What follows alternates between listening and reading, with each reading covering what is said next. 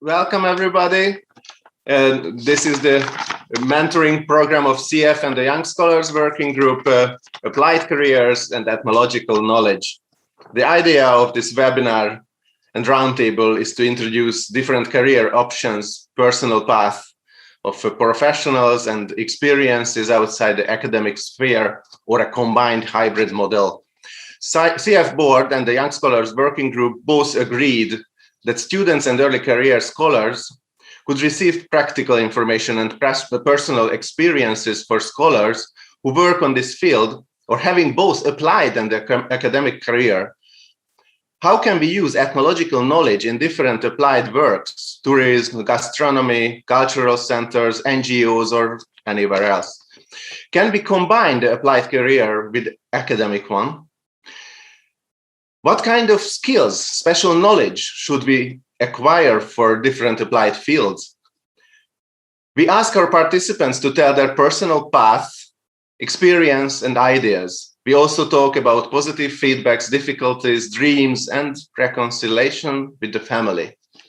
At the end of the roundtable, we will have about 15 minutes for questions and answers, and feel free to raise the hand at that period, or in advance, you can ask the question through the chat channel. So now I say thank you for all our participants: Kliona Okarol, Laura Hirvi, Håkan Jönsson, and Eyjolfur Eyjolfsson. So welcome, everybody. Now, some brief introductions. We briefly introduce our participants of the roundtable, please. So, my name is Erika Koskinen-Koivisto, and I work as researcher at the University of Jyväskylä, and I'm also representing the local national organizing committee in this mentoring program. And it is my pleasure to introduce you soon the panelists, but first, Gunnar, please. You are our co-host too, so floor is yours. It's better to be unmuted. Good morning, everyone. Kliona O'Carroll is a native of Cork City, Ireland, where she lectured in folklore and ethnology, bioloides, in University College Cork. She's a research director since 2010 with the Cork Folklore Project, a community-based research unit that has collected and archived more than 700 ethnographic interviews, exploring the everyday and the extraordinary in Cork's past and present, since its inception in 1996. Kliona has coordinated collection projects, radio productions, online digital story mapping, and catalog production projects with the CFP. Most recently, she has led the Chronicles of COVID-19 collection project and the production of Casting Stories, a pilot research resource that brings testimony of infectious disease together with an immunologist perspective. And you can learn more about this on a link that I will share with you momentarily in our chat. Now, Eyjolfur Eyjolfsson is an ethnologist, ethnomuseologist, and tenor singer. Since his M.Mus degree from Gauthall School of Music and Drama in 2005, he has worked in many theatre productions in Iceland, including the Icelandic Opera and the Folk Music Festival in Siglufjörður, Iceland. Abroad, he has appeared on the stages of Opera North in Leeds, the English National Opera in London, and with the English Touring Opera. He has also toured Scandinavia, France, Italy, and the Netherlands for various concerts. As an ethnologist, he has combined his passion for music and folklore. The applied aspects of his master's thesis was a carpentry project at his local elementary school in South Iceland, where 5th grade students made the Icelandic version of drone zither called Langspiel. He is one of the managers at the Folk Music Center in Siglufjörður, Iceland. Over to you, Erica. Thank you. And it is my pleasure now to introduce you to my colleague, ethnologist Dr. Laura Hirvi, who has studied and worked at the Free University of Berlin, University of Jyväskylä, and University of Helsinki, and done research, among other themes, on Sikh immigrants in Finland and in California, as well as mobile Finnish artists living in Berlin, and published a series of articles in ethnological journals, including Ethnologia Europea. For the past 6 years, Dr. Hirvi has been working as the director of the Finland Institute in Germany. Starting from August 2021 onwards, she will be working as the managing director of the Virtual Reality Association Berlin-Brandenburg.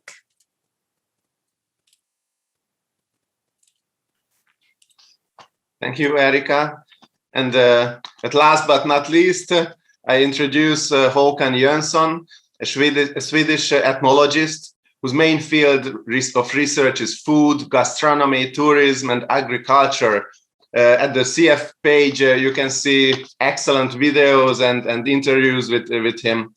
He works at the University of Lund, where a master degree, applied cultural analysis program, the MACA, was established some years ago. And we will ask him during this roundtable to introduce this applied career program, applied cultural analysis program to us. So thank you very much. And now I give the floor to Erika. Yes, I have the honor now to ask the first question, which is a wide one. And this is something that really interests us all. So how did you end up in your position and career, and what kind of path was it to you? So if we can go in the order that we introduced you, and you can each take about 5 minutes telling about your career. Thank you. So I think that's me up, Cleana O'Carroll. And I want to thank the working group for inviting me along to this and really commend you on your activities. I'm a little bit jealous. I wish that such initiatives had been around when I was a postgraduate student and a young scholar. And thanks so much to the committee for putting in all the hard work for this. So very quickly, how did I end up here? I took Bealladus, which is folklore through the Irish language, as a filler subject, as my 4th subject in first year arts degree. I was doing sociology, philosophy, German, and it wasn't one I expected to take on for my degree. We take 2 out of 4 subjects on, but I got the bug. I was hooked, and I continued with postgraduate study then in Humboldt Universität zu Berlin in the European Ethnology Institute there. And I was researching the experiences of Irish migrants in Berlin and the intersections of migrancy and tourism.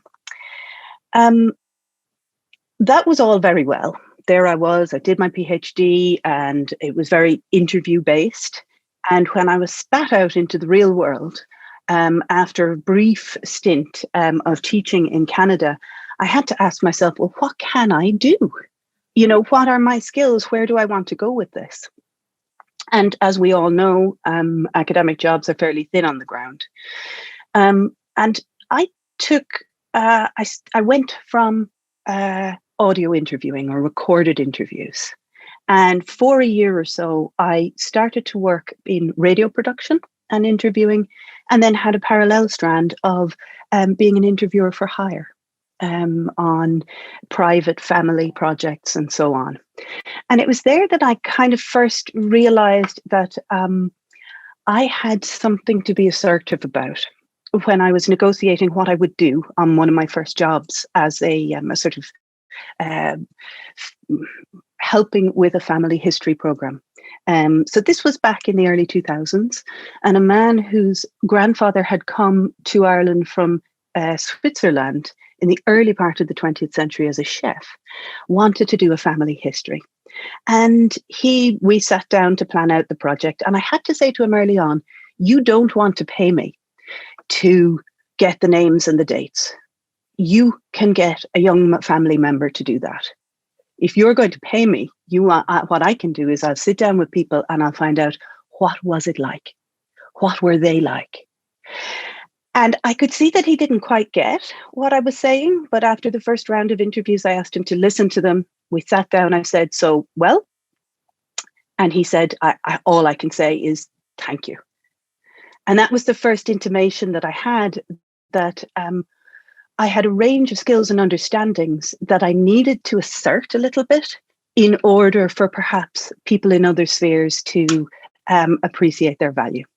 And I carried that through to radio work, where back in the early 2000s, there hadn't yet really been an ethnographic turn in broadcast media. But I asserted the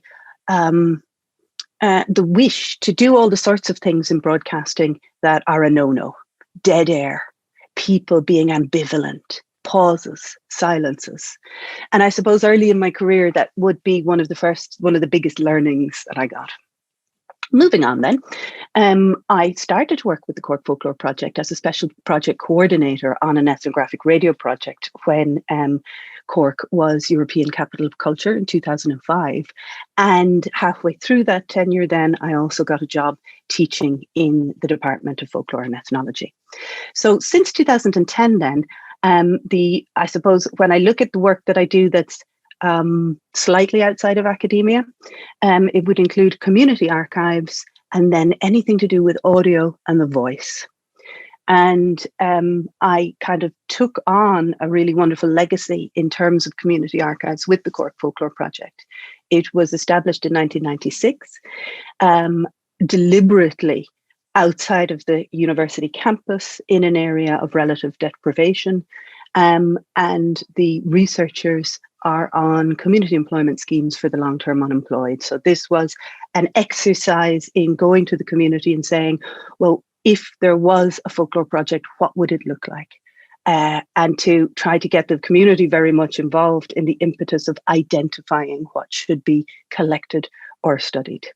So we've continued with that work, and I've had to kind of sort of look outside of our discipline again and again, look to digital humanities, particularly with our online mapping project in 2010. And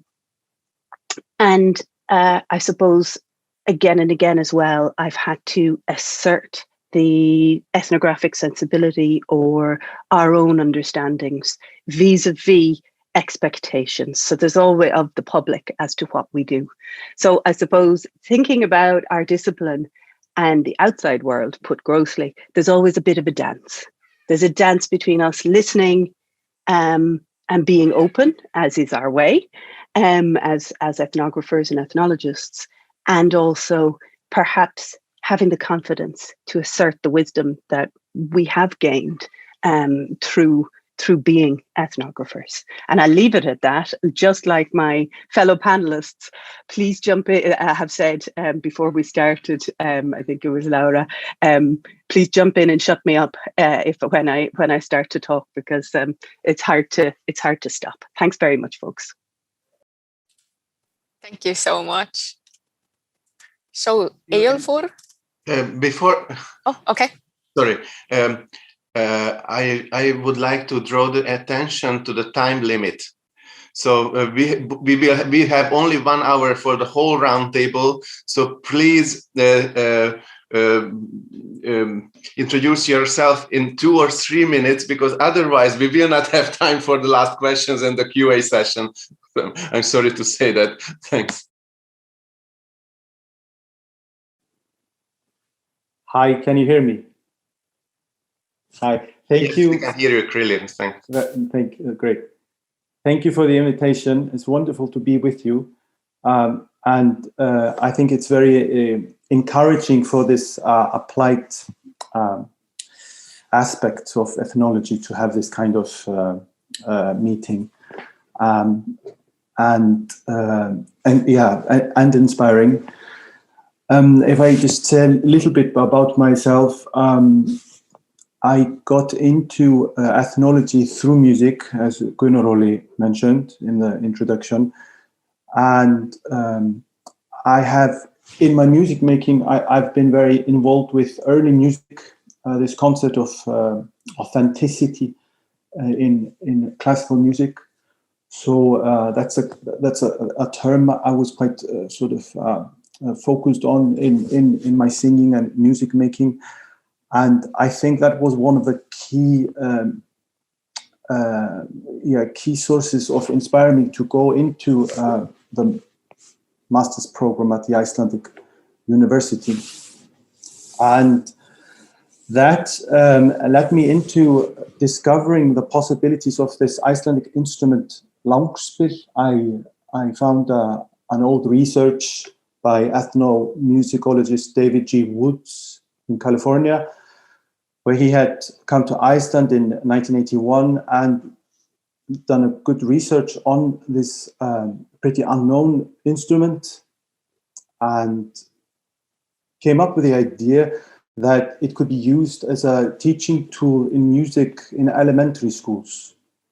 And this was something that struck a chord in me, because in my music education, in the classical music education, I found it quite sort of restricted or narrow. It was quite sort of focused on a small time frame, if you like, something like only 200 or 300 years. And these are all dead men that are being worshipped in this way. And so I found this to be a key into a world that would combine so many things that I had been thinking about in music. So it was sort of that was a sort of my sort of introduction to then ethnomusicology, which is now sort of my main focus in the field.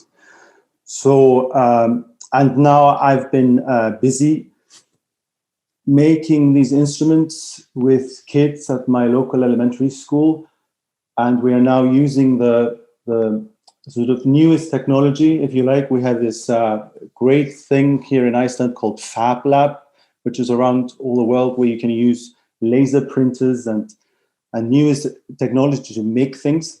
So we are combining newest technology to make something that was used in the old farmhouses, and it's a sort of an experiment to combine many subjects in one, and to empower kids to make music on their own terms in a very simple but effective way. And I find that the whole sort of my ethnographic or the ethnology background has given me sort of this certainty and help to make this happen. That's 3 minutes. Great, thank you. So, Laura, I think. Yes, thank you very much. I try to put on the time so I really can track, like how long the 2 or 3 minutes are. So I started studying anthropology and ethnology, first in Berlin, and then after a detour, having spent some time in India, 10 months, I went to Finland, where I graduated. And I did my subculture on the Gothic, I did my master's thesis on the Gothic subculture in Finland, totally a topic that I chose because I was interested in it. And on the one hand, this is, I think, when I look back at my career, was always what I did. I followed what I was interested in. And so far, I always had the privilege of actually being able to study or work in a field that I was truly interested in. At the same time, when I graduated, I had this panic. Oh no, I am now exactly this ethnologist, anthropologist that everybody told me from the start, you end up as a taxi driver. And I had to prove to myself that's not what is going to happen. So I applied in panic to some jobs. And I got an offer in Germany for a shitty paid job as an event manager in a health company. And I felt really flattered, that I made it. I got a job in the industry. But then I started to think well, this is actually not why I studied ethnology, to get a shitty job that I could have got without having studied. And I decided to follow again, like my interest, my heart, and do the PhD. So I did the PhD. Again, I chose a topic that I was interested in, migrants. I ended up studying Sikh migrants in California and in Finland. And I had at that point really, got an excitement in working as a researcher. I love to write, do the ethnography, learn about lives of different people in different places, and meeting super exciting people at conferences. I think that was at least 50% why I liked working as a researcher, and what I actually miss, I think, the most, having these conferences as SIEF, meeting great people. And eventually, I thought I do the life of a researcher and a career, but then I realized there's actually just one job I would like to apply for, and that was the job of my boss. She was the professor of ethnology, and I realized it's so, shallow.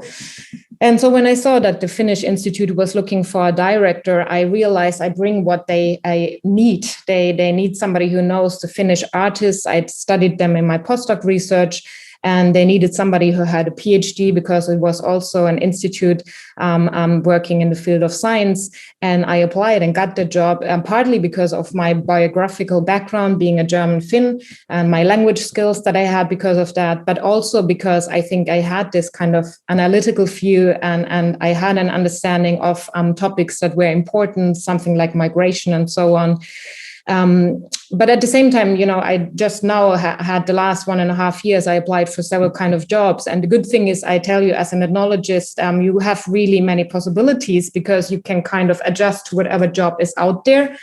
But at the same time, you sometimes have to prove why you would be better than an art historian running a museum. So one of the skills I think that I brought with was then leadership skills. And that is something that I just had acquired as the director of the Finnish Institutes. So the 3 minutes are already up, so I shut up and you ask some questions later on. Yeah, thank you. Thank you. And Håkan, please. Yes, thanks a lot for bringing me to this panel. I mean, my applied career started basically about working with organizations for food innovation, especially in small-scale food production and culinary tourism, but also some part in relation to, say, the large-scale food industry. For me, it started basically like as a way to make a living after obtaining my PhD degree. I conducted some smaller innovation projects in collaborations with the food industry. And most of these projects, and I think that can be a learning for quite a few of you, they were not directly funded, at least not fully, by the industry themselves, but from the quite substantial funds for academia industry collaboration, triple helix initiatives as such. And after a while, I became increasingly involved in such an organization called Skåne Food Innovation Network, where at some time also was part of the management team. And in particular, there was an opportunity there to lead a big project about the development of Skåne in southern Sweden as a culinary region. And it was quite a big project, about almost 5 million euros. And I led the entire project from 2011 to 2013, I think, and then I continued more as a senior advisor, because I didn't want to lose my connections to the university, because I was always working there too, but mostly part-time. And perhaps interesting also here is that the applied career gradually turned into some sort of cross-fertilizing work with my academic career. I established a connection that was useful in my research about gastronomy and culinary tourism when I was working applied. And I also got some applied project funding based on my academic skills. And perhaps ironically, by the end, I got a full-time position at the university. And I think that was actually primarily based on my external networks and my achieved abilities to create collaborations both between academia the external stakeholders and also to some point between academic disciplines. So the last year or years I've been working less applied, but I still have some engagement, and I also, as Laszlo mentioned, a teacher of the Applied Cultural Analysis Master Program in Lund, which is very rewarding and encouraging. And I would love, if possible, to say a few words more about that later, but I'll stay there for my introduction presentation. Thank you. Thank you very much. Gunnar, would you please have the floor? Absolutely. Thank you all for your lovely introduction. Our next question is, and we start with you, Cleona. What kind of skills do ethnologists have and need for having applied careers? And I'll lead with this question and maybe drop in with a few follow-up questions for each, giving the time frame. But Cleona, please take it away.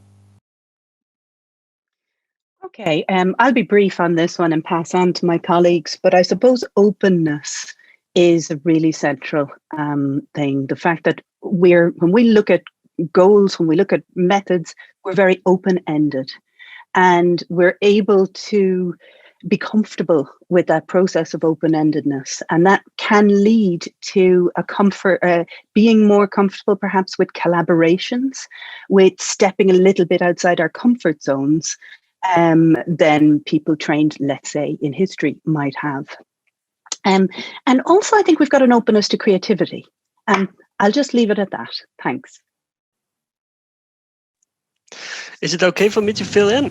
Because I got some interesting comment once when after heading a meeting with quite a lot of conflicts between different persons there that come from different organizations and stuff.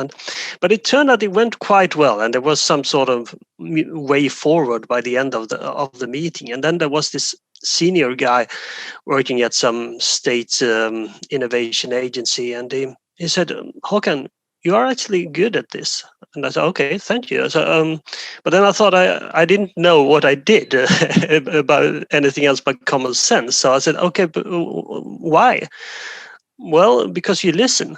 He said, "Okay," and perhaps it is as simple as that.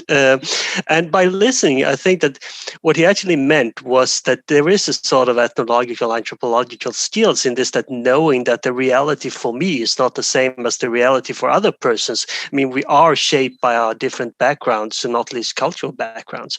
And I think this sort of skill of, knowing and respecting that we have different realities and different ways of thinking and talking about things, that can actually be turned into a quite important intermediary function that can be used in all kinds of settings. And that's what I brought with me, and what I think is perhaps actually one of the most important skills that we have, but we perhaps never really experience it or even less talk about it. Thank you. Eyjólfur, could you please tell us what skills ethnologists have and need for having applied careers?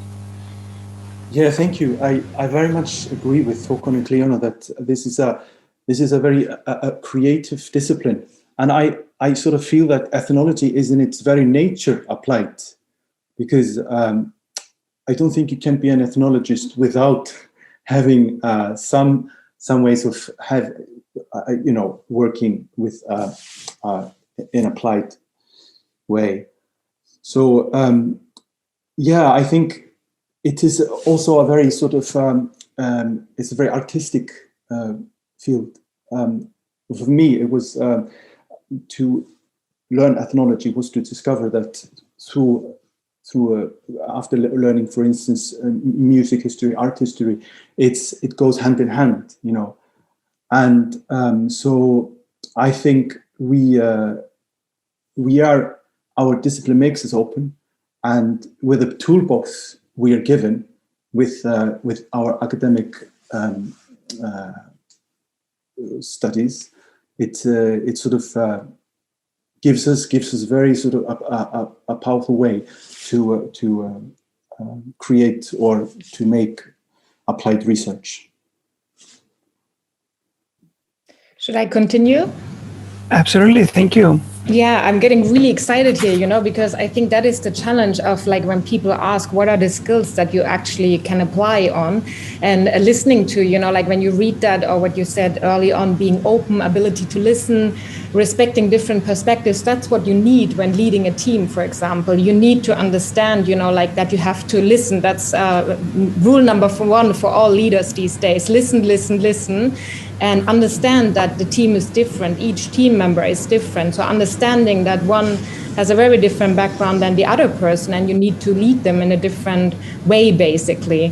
And I think for me also was interesting, like when I started as a leader, the first leadership position that I had at the Finnish Institute, in the beginning they said, yeah, but that's how we do it here. And that's, like our kind of like German way of doing things. And I said, like, well, as an ethnologist, I know that culture is not made, it's not ready. We as people can actually shape a work culture, and we are responsible for how we work together. So I'm not taking this for granted, I think that was also very interesting. But 2 other things I wanted to say is like, and this is why these conferences were for me really important, because you learn to present in front of an audience. So presentation skills is what I needed a lot, and what I'm actually building my career on, of being able to speak to larger audiences.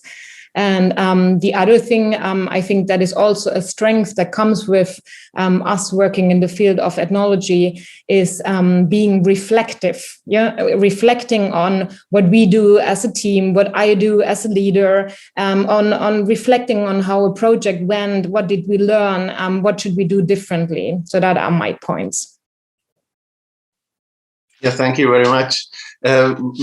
Before turning to the last topic, I would like to raise a question connecting to this. Yesterday, we had another roundtable organized by the Young Scholars Working Group, and Regina Bendix and Mary Sandberg both advised us, for young scholars and early career scholars, to have other kind of educational skills also, for example, law or agriculture or tourism or any other skills, to have both legs on the ground. What do you think about it? If you want to, I can jump in, because I really have, I think this is interesting. Please, yes, for many of you who are in the position of thinking about their careers. And what Cleona said in the beginning, I think that was when I started too. It was just, why do you study anthropology? You will end up as a taxi driver. And I think this was my biggest motivation, to show my professor and my father and my friends that this is not the truth. But at the same time, applying now for jobs and being in my 40s, having 2 kids, having lived in India and California, and everybody says, international having an international background is always good when applying for jobs. And for sure, this is one of the strengths why I get invited to the interviews, because I am fairly international for German standards. But at the same time, and I want to be, very open about this, is when I look at my CV and I think like, oh, I've done so much considering that I'm just 40 and I have 2 kids. And then I look at the CV with which I'm applying and I'm like, but I just have 2 jobs actually, because the PhD time that I did is not counted really as a job. We have to think about that, of course. I have been thinking to switch it up to the section of jobs, but on the paper, it's education. So I have a lot of education on my background, but job-wise, it looks not so good. The postdoc is a researcher job, and now the Finnish Institute. And this is, for example, one of the things is like, thinking about your career in a strategic way. The other thing is like choosing what kind of topics you have. For me, it was, for example, really good that I studied the Finnish artists in Berlin, because it was crucial when I applied for the Finnish Institute as a director that I had knowledge of the scene of Finnish artists. So what topics you choose for your MA or for your PhD. And now I think you will not like to say me that at a conference like this, but I want to be very open and say, like, think twice, do you want to make the PhD, and what kind of PhD you want to do? And perhaps also thinking about the question of like, could it be that you do your MA, then you go into the working world, then you realize, for example, oh, this topic is interesting, and then you kind of combine it or go back to do the PhD. Because I think I was the last lucky one, even in Germany, where, you know, the PhD is so much appreciated. And this is why I got actually a job at the Finnish Institute. Back then, it was important. It was mandatory to have a PhD because it's your ranking in Germany, it opens door. But even in Germany, this is dying out. So I just want to raise this very critical question of, you know, like, is the PhD necessarily? And I think the working life around me, as I see it, is becoming very, very tough. Yeah, thank you very much. And I think this is the point where when we can ask Håkan to introduce the master degree applied cultural analysis program, please. Oh, thanks a lot. Yeah, I mean, we started this Master of Applied Cultural Analysis back in 2008. It has more applied focus than regular education programs in the humanities, and it's a collaboration between Lund University and Copenhagen University. We each admit 20 students each year. And what we try to do there, not least to prepare the students for working outside academia, we have close collaboration with external clients, and we have hands-on projects, and also work placement are included in the program. And there are a lot of, you can have bachelor degrees in many different disciplines, and you will also sort of go out from the program in many different ways, because you have the ability to, or possibility to get your own profile. We used to work with a mantra that new knowledge is not enough. You know, projects must have clear deliverable, also agreed upon with the client. So sort of thinking there on how to do this, but of course without losing the critical distance and the specific cultural analysis angle. And when we started out, I remember some of the old professors, they were, said that, okay, this applied thing, it's, I guess it's a sign of the time, but it's pity for the students because they will never be able to have an academic career.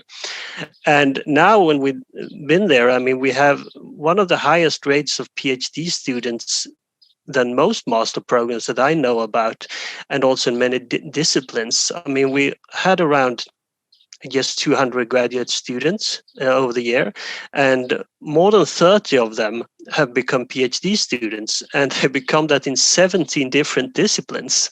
And I find that kind of amazing. So I think that is also a sign that if you work more applied, that does not mean that you cannot have an academic career, perhaps rather the contrary. And what you can do is also that you got a sort of a wider range of possibilities post education. And I think that the point Regina Bendix and others made about, having, try to combine different education, I think that's a great advice. But I can also say that, you can also, a good thing could be to combine education with practical works and sort of not be afraid of going back and forth between the university and outside. And that goes both before taking the master program and after it. So thanks for letting me know. And there are, it's a very international program, and unless you already have a master degree or you want a second one, you are all welcome to apply for Lund. We would love to have more trained ethnologists in the program. Yeah, thank you very much. And Cleona, please, what do you think of considering other education as well, beside the ethnological? I noticed actually that a colleague of mine in University College Cork had just, she's in history, but she'd just gotten a degree in law, so that she could she could really come to grips with legal issues in her own research. And this is somebody much later on in her career. I found that interesting. I think that achieving competency in another realm of practice is a really good thing. The closest, I suppose, that I would have gotten to that is really rolling up my sleeves with audio production and creating things with audio beyond the usual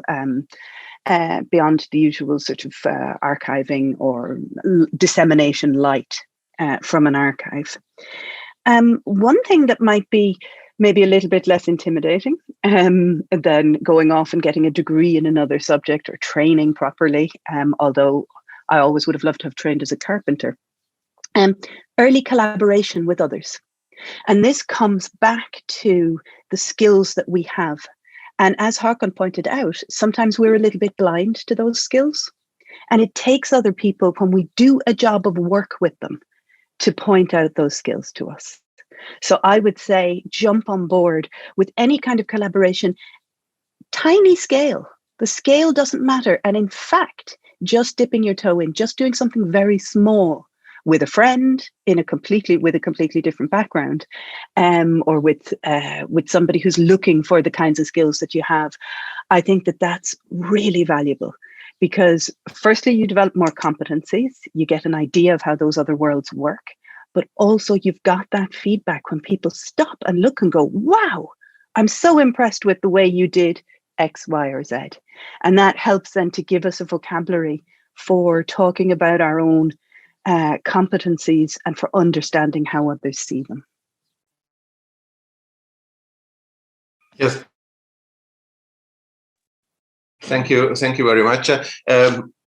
This was really just an interrupted question by me. Eyjolfur, if you have an idea or thought about this, you can tell, but it is not a must to answer by everybody. So it's really it was. No, so I would love to participate. Pardon? I would love to participate in this topic, okay, because it's something that speaks very strongly to me. Because as I said, I grew up in music education, and my whole adult life has been involved in music making, classical music. And when I started studying ethnology, I just was given this much broader sort of a perspective of the field. So I very connect to this this thing you were saying, that the ethnology gives you, combined with another subject is really I think a good thing. So and as Cleona was saying, with this openness, having the ethnological toolbox, I think, makes you more confident in going into fields that are unknown to you. And that's my experience with this background. I feel more sort of, I feel more confident on stepping into something that would before be too challenging, I think. Yeah, thank you very much.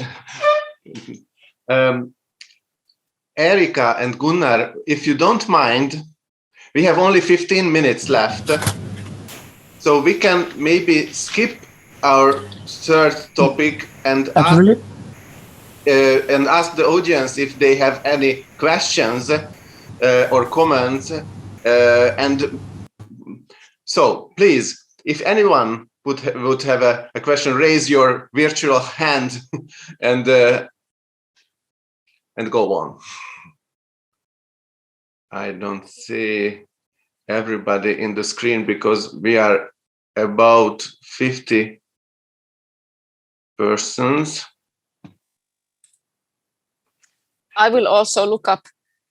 I will also look for the questions. Yes, yes. I just checked the chat channel. There are until somebody raised the hand, I would like to ask very short answers. Just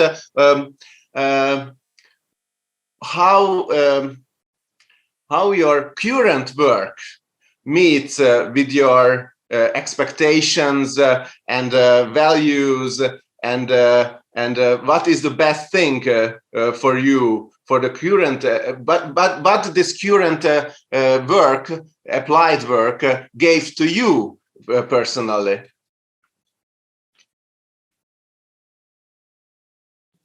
I can start. So I think what I talked to a headhunter from Finland, and she looked at my CV and she said like, well, it looks like that you're open to jump always into new, and again this word open, to jump into new kind of challenges and tasks. And some people could see my CV that it's very, so to say, let's say ruptured, like it's the academic CV and this and that. But then at the same time, I think this is actually what she said is actually very true. I love to explore, be it the Gothic subculture, the Sikh migrants' life, or the Finnish artists in Berlin, or then I explored for 6 years now how it works at the Finnish Institute. And the next job I'm jumping in is exploring actually what happens in the virtual reality world. So in that sense, I think for me, my attitude, the interest in learning something new and linking all this together, understanding the world, but also shaping the world, I think that stays at the core of it. Yeah, thank you. I can continue then. I think that for me, it's, well, at least two things. It's definitely helped me to enhance my communicative skills. I mean, you have to have an answer to the so what question. I mean, it's not enough to, say that, yeah, this is very interesting in relation to some French philosopher that passed away some 20 years ago or whatever. And I mean, nobody outside a very, very narrow world of academia would probably think that's interesting in itself. But having said that, of course, I mean, some French philosopher can actually be very, very useful in, in anything from, establishing better working relation or finding new market segments or whatever. So, I mean, it's mostly about being able to understand the potential application and not least being able to communicate it. And secondly, I have also found it extremely rewarding as a way of actually doing field work without really knowing that you are doing field work. I mean, you get an in-depth knowledge when you work applied together with people that you would have to spend a lot of time in, say, traditional anthropological fieldwork before you really get in touch and be able to coexist and collaborate with different people.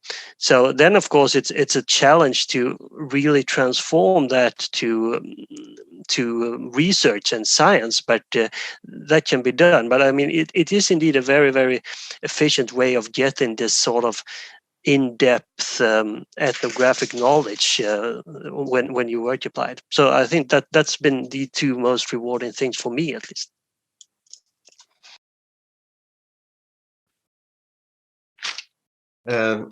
Someone would like to have a question, so I interrupt this topic and I give the ground to Esther Bardone, please.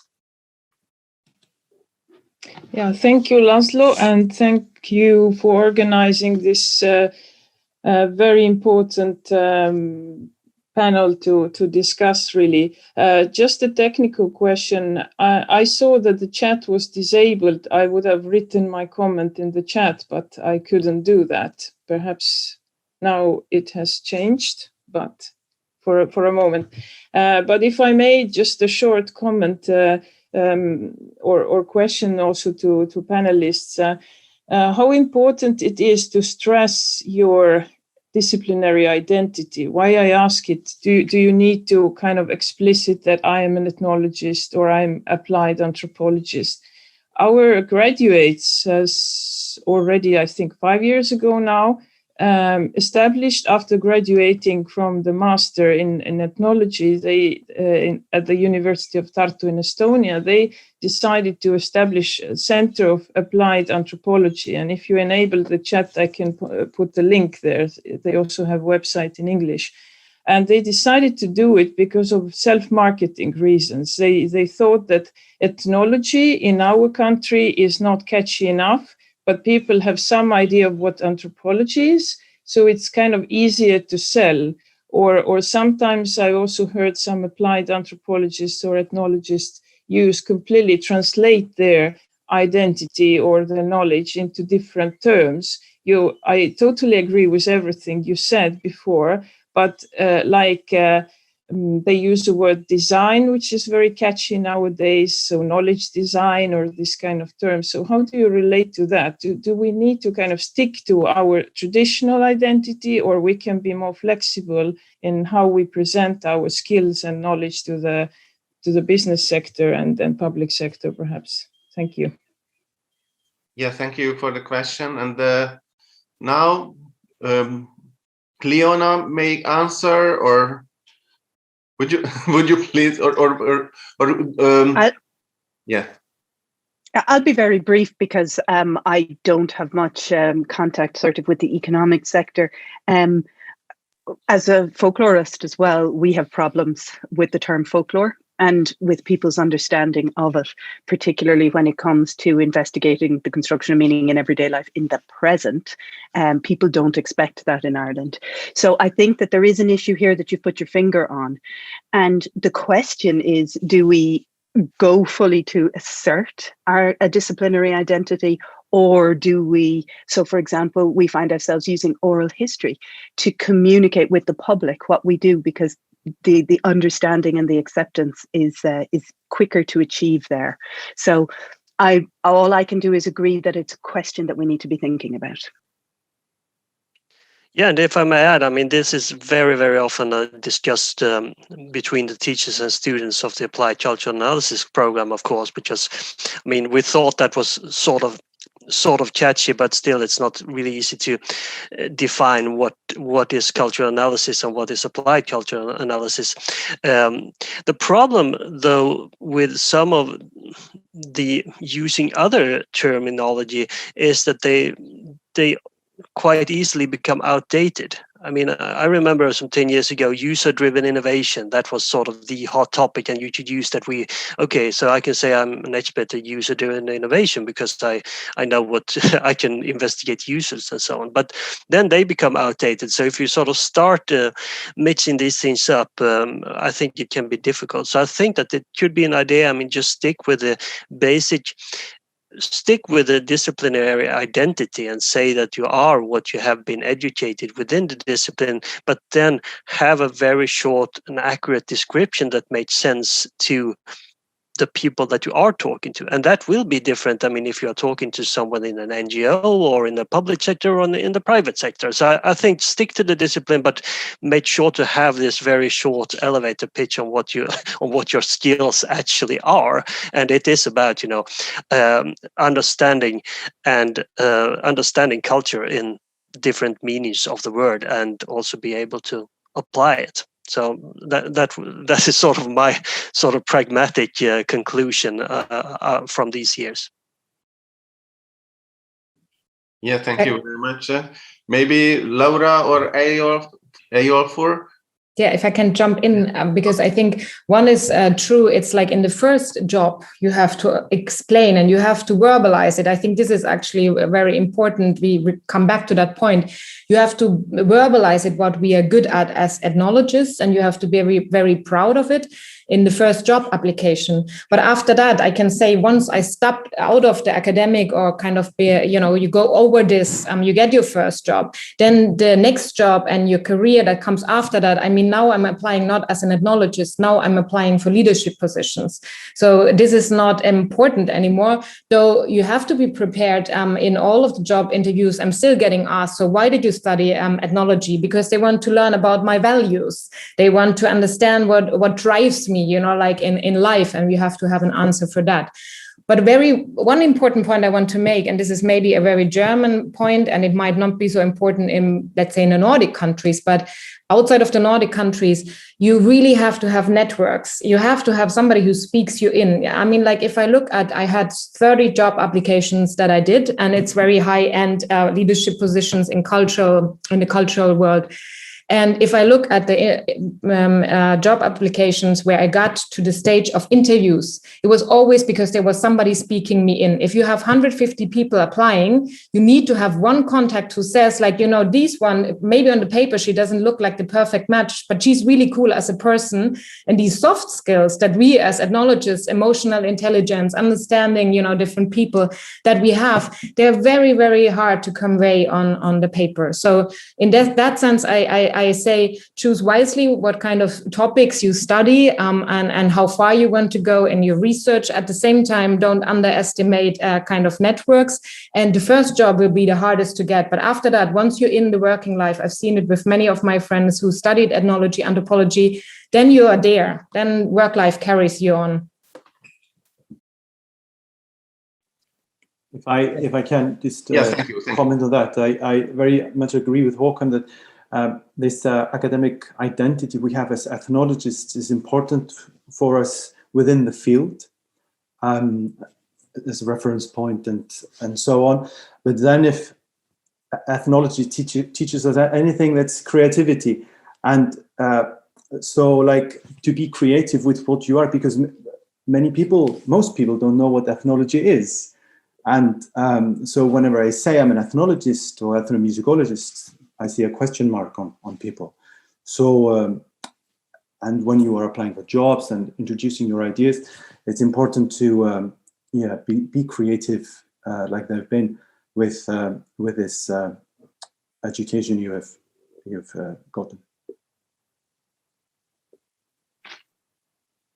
Yes, thank you very much. I think we are running out of the time. We have only 1.5 minutes left for the roundtable. Erika or Gunnar, would you like anything to add or summarize or any more comments? Nothing else than just thank you so much for your riveting explanations and presentations. And I wish this could have been another hour, and I think we could have easily filled another hour, but yes, sure. Maybe for another day. Yeah. Yes. And I would like to thank all the panelists. Really valuable insights. You all had different insights, and that's also very important, since we already see the variety of skills and expertise that ethnology can bring in. But yeah, I would have wanted to add another hour, perhaps discussions in smaller groups, so that we could have the attendees could have personally asked you questions. But this time this was short. Next time we'll make sure to expand this. And I made some tweets if you're interested in adding a little, summarizing some of the perspectives. But yes, thank you so much. This was very interesting. Yeah, thank you very much for all the participants and of course for the IT manager who helped us, and for all the audience to be here and be together. This roundtable is recorded, so I think until 2 or 3 weeks it will be possible to watch it for those who hasn't seen, who could not be here personally, or who want to rematch some points or so. Thank you very much, and see you in other panels and other events of the SIEF Congress. Bye.